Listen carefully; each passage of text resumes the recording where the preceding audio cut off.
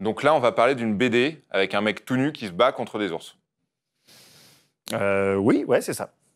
C'est complètement neuneux. Bah attends, c'est plus ou moins neuneux que 4 tortues devenues géantes à cause d'un fluide chimique et entraînées à devenir des ninjas par un rat? Non. Ouais. Non.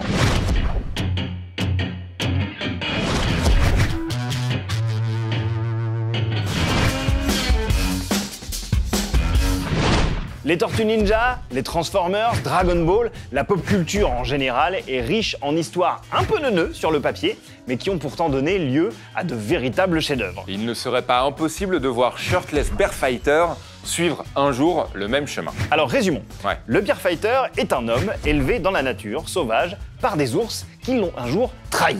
Depuis, il vit en ermite et cogne sur tous les ours qui croisent son chemin.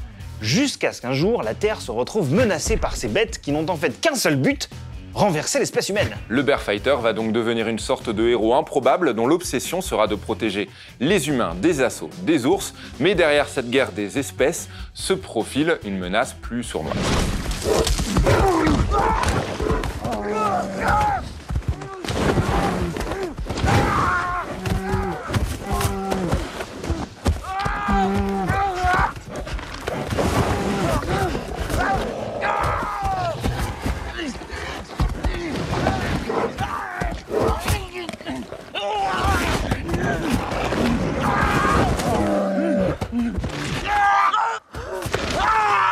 Bon, on a beau retourner le truc dans tous les sens, on vous le dit sans détour, Shirtless Bear Fighter est un comic book, comment dire, complètement zinzin, hein, qui mise surtout sur des ressorts comiques absurdes pour accrocher le lecteur. Et ça marche entre le ton complètement punk de l'écriture de Jody LeHupp et Sebastian Girner, et la patte visuelle hyper séduisante et dynamique de Neil Vendrell et de Mike Spicer. Shirtless Bear Fighter propose un trip parfois hilarant qui change vraiment du tout venant de chez Marvel ou DC Comics. Pas si étonnant que ça, puisque Shirtless Bear Fighter est édité aux USA chez Image Comics, une maison réputée pour ses choix éditoriaux parfois très barrés, laissant totalement carte blanche à ses auteurs. Bonne nouvelle, c'est édité en France, Ouais.